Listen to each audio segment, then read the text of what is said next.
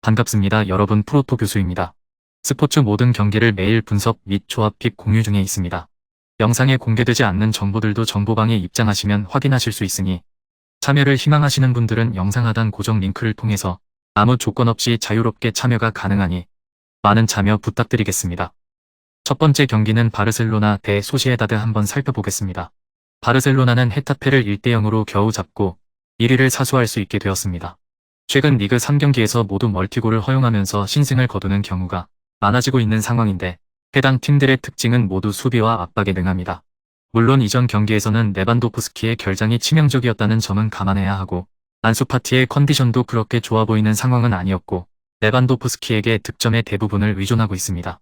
이번 경기에서는 레반도프스키가 나설 수 있는 상황이라는 점은 바르셀로나 입장에서는 다행이라고 할 수 있을 것입니다. 일단 소시에다드를 상대로도 강한 모습을 쭉 보여주었기에 이번 경기에서도 중앙에서의 점유율 유지는 가능할 것으로 보이는 상태. 다만 앞서 언급했듯이 압박과 수비에 능한 팀을 상대로는 고전한다는 점은 감안해야 하는데 이 때문에 이전 경기에서도 67%의 높은 점유율을 가져가고도 뾰족한 공격 루트는 만들어내지 못했습니다. 소시에다드가 전방부터 거칠게 들어오는 양상이 잦은 편이고 수비적인 퍼포먼스도 꽤 좋은 편이라 바르셀로나의 득점 난조가 계속될 가능성도 있습니다. 소시에다드는 5연승으로 훌륭한 기세를 타고 있습니다. 바르셀로나를 만나게 되는데 캄프누에서 바르셀로나 상대로 통산 29승 1무 30패로 꽤 괜찮은 성적을 내고 있어 소시에다드가 마냥 밀리는 상황은 아니라고 할 수 있겠습니다.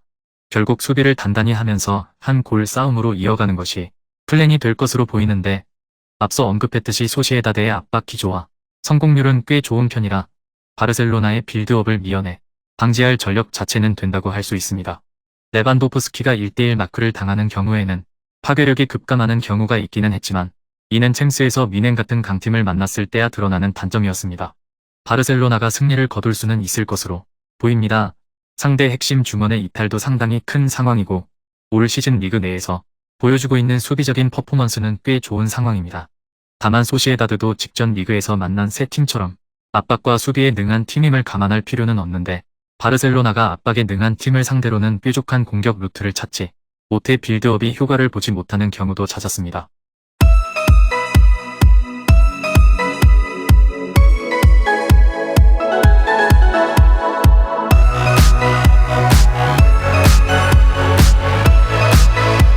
두 번째 경기는 오사수나 대 세비야 한번 살펴보겠습니다. 노팅엄은 시즌 초반만 하더라도 질이 멸렬한 경기력을 보여주면서 강등 1순위로 꼽히던 팀이었으나 점차 조직력이 나아지면서 상당히 괜찮은 경기력을 보여주고 있는 상태죠.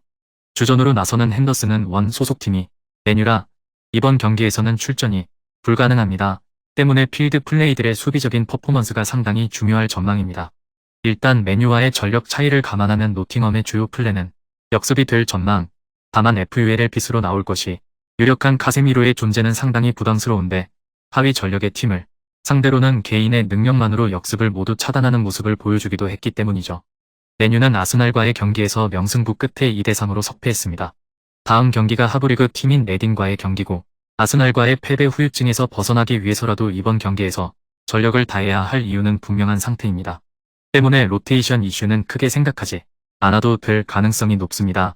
베르호스트와 기존 자원들의 합도 꾸준히 맞추어야 하는 과제도 있는 상황이 있어 공격진의 구성도 주전들이 대부분 나올 가능성이 높습니다. 공격적인 기조를 유지하기 위해 라인을 높이면서 수비적인 리스크는 다소 질 가능성이 높습니다. 다만 상대의 역습 상황에서 카세미로가 개인의 퍼포먼스로 상대의 압박 찬스를 모두 무력화시키는 모습을 보이는 등 하위 전력을 상대로 했을 때의 안정감과 역습 리스크는 크지 않다고 평가하는 편이 낮고 원정에서 27점으로 실점 억제 능력이 좋지 못한 건 변수이기는 하나 대량 실점을 허용한 경기는 카세미로가 없는 경기였던 경우가 많았습니다. 맨유의 승리가 유력합니다. 맨유가 다음 일정이 비교적 수월한 레딩이라 주전들의 출전 빈도가 꽤 높을 전망입니다. 카세미로가 하위 전력의 역습을 개인의 폼만으로도 무력화시키는 모습을 보여준 바 있었고 이 덕분에 맨유가 마음 놓고 라인을 높여 운영할 수 있습니다.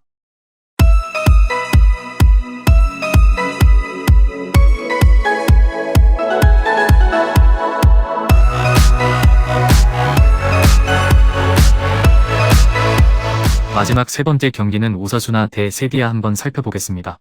오사수나는 여전히 조용한 다크호스 역할을 해내면서 중상위권에서 소문장 역할을 해주고 있지만 강등권인 엘체와 1대1 무승부를 거두면서 유럽 대항전 진출권인 6위 추격에 제동이 걸렸다는 점은 상당히 아쉬운 부분이라고 할 수 있을 것입니다. 세비야를 상대로는 상성이 좋습니다. 일단 팀 내 최다 득점자인 아빌라까지 수비에 가담시키면서 후방에 안정감을 더하는 운영이 상당히 잘 통할 수 있는 환경이죠. 리그에서는 2골에 머무르고 있는 키케가 코파델레이 무대에서는 5골을 넣는 등 꽤 괜찮은 성과를 내고 있습니다. 특히 이미 홈에서 세비야를 2대1로 잡아본 경험도 있었습니다. 세비야는 최근 두 경기에서 모두 승리를 거두었습니다. 다만 한 경기는 하브리그 팀인 알라베스였고 직전 경기에서는 19위 카디스를 상대했다는 점에서 세비야 정도의 전력을 가진 팀이라면 두 경기 모두 잡아야 했던 경기라는 점은 참고할 필요가 있을 것입니다.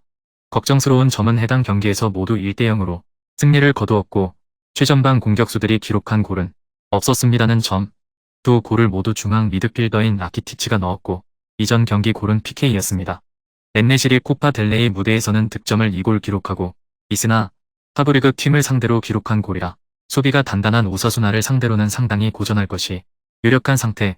오사수나가 롱볼에 의존하는 비중이 상당히 높습니다. 오사수나의 수비가 강하기는 하지만 빌드업 상황에서의 정교함을 보장하기는 어렵다고 할 수 있고 세비야도 하브리그 팀과 강등권 팀을 상대로도 최전방 자원들이 쩔쩔매는 등 공격진의 부진이 이어지고 있습니다. 오사수나가 세비야의 높은 라인을 직선적으로 공략하면서 기세를 올릴 수 있고 키케라는 컵대회 전용 공격수도 있습니다. 오사수나의 우세가 예상됩니다. 금일 경기들은 이렇게 알아보았습니다. 좀 더 다양하고 많은 정보를 원하시는 분들은 영상 하단 댓글에 링크 클릭 후 문의하시면 아무런 조건 없이 정보방 입장 가능하니 입장하셔서 정보 받아보시길 바라겠습니다.